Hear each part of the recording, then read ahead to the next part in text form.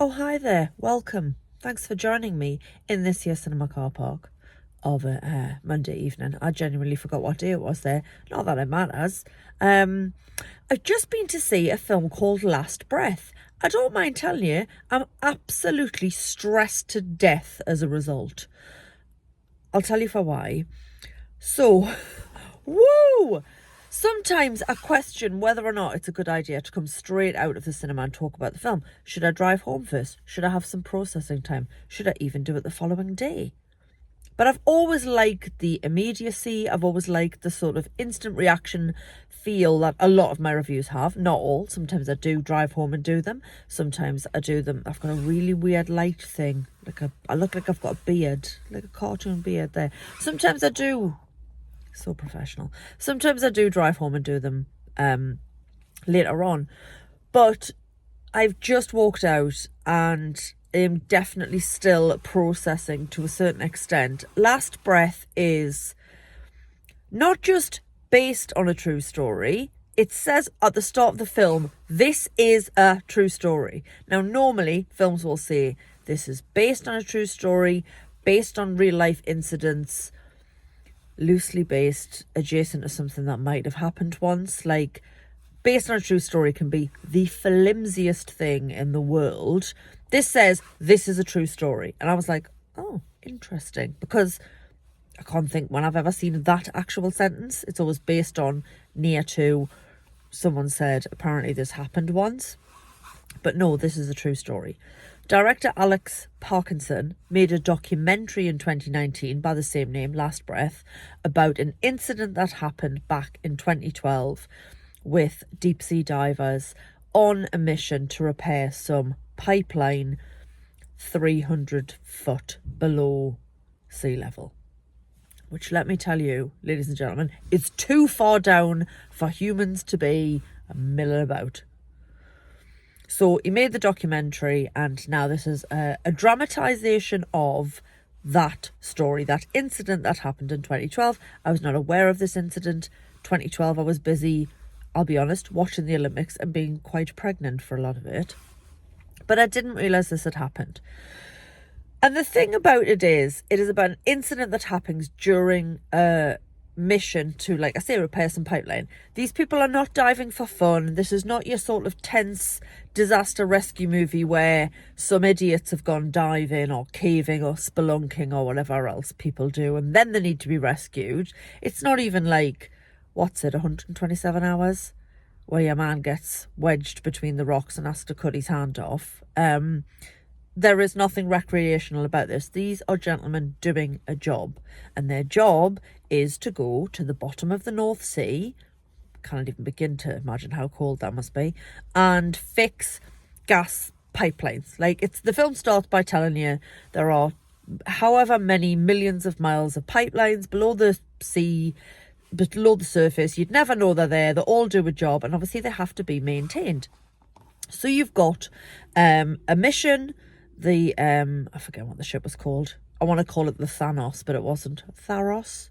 And what I really liked about it, for starters, it's set in Aberdeenshire. That threw me. Didn't realise it was going to be diving in the North Sea because all I'd seen on the posters was that it had Woody Harrelson in it and Simu Liu.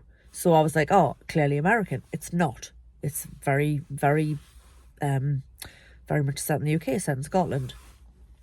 So a gentleman called Chris, played by actor Finn Cole, gets a call up. He's been rotated on to an operation, onto a job to go and do some repairs. His fiancée, Morag, is far from happy about this because, well, for starters, if I had a boyfriend, that would be nice. But if my boyfriend, partner, fiancé, husband's job was to bob on down to, how I mentioned, 300 foot below sea level and fix some pipes in the dark, I'd be like, nah, mate, get another job. Get a paper round. It's safer. Don't care if it doesn't pay the same money.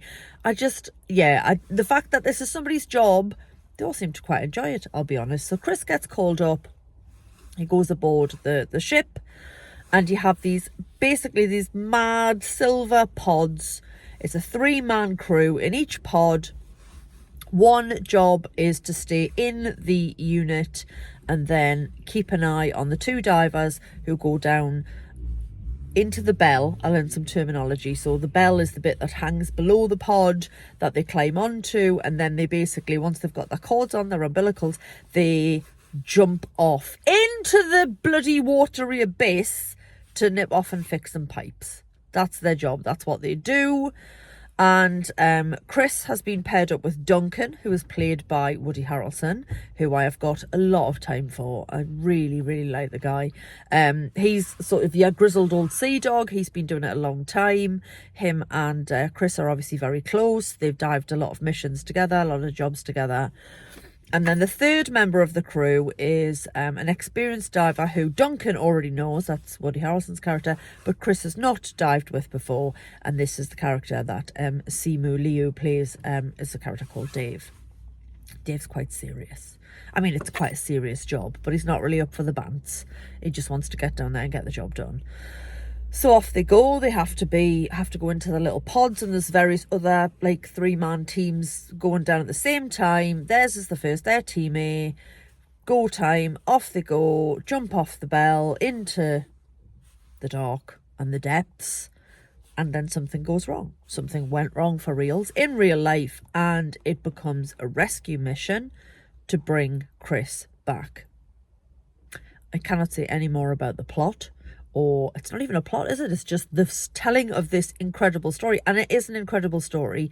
And it was so stressful to watch. But what I really liked about it, what is happening is so unbelievable and terrifying and nerve-shredding that they didn't feel the need to over-egg the pudding. There is music in it. It's quite dramatic music, as you'd imagine. But had this been like a Hollywood version, if they'd gone, hey, let's not have them diving in the North Sea, let's have them diving in bloody, I don't know, somewhere in America, and it had all gone like dun dun dun dun dun dun dun dun dun. If it had gone all like that, I would have been less invested. But it's a very impressive film. It looks great. Like the ship itself, because part of the reason why they have problems below the boat, below the ship in the depths, is because the weather is absolutely shocking. But again, there's no dramatic conversations about, have you seen the weather forecast? My God, man, nobody should dive in this weather, but the job needs to be done. None of that. It's just, it's the North Sea. It's cold, it's wet, it's windy. They're not ideal conditions, but we've got a job to do. We need to go and get it done. Because as one of the gentlemen says, if we don't maintain these pipes, people won't have heating this winter, and we can't have that. So off they pop to do their job, which involves wandering about the seabed. And inevitably, if that's your job, occasionally things are going to go wrong, because it's a very, very dangerous job. So it's about getting Chris back onto the unit and, seeing if he can be saved. Everybody in it is very good. I didn't know Finn Cole. I've just looked him up. Apparently he's been in Peaky Blinders, among other things. Simu Liu, I know primarily from Marvel film Shang-Chi, which needs a sequel, like now, please. And he is also, of course, one of the Kens in the excellent Barbie, Greta Gerwig's Barbie. And that guy needs to be in more things. Woody Harrelson should be in all the things because he's superb.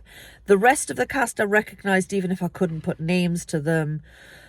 And he does a really clever thing of making you care about everybody really quickly. You don't know a huge amount about these people, but you are instantly invested. You believe in the relationship between Chris and Duncan, and you are invested. Another thing I loved about it, and I've said this a lot already this year, it's really short. It's 90 minutes. It tells its story. It does so in an efficient and, very, I don't know, it's almost economical, but that makes it's all the better for it. It just tells its story. It's got really good actors in the parts.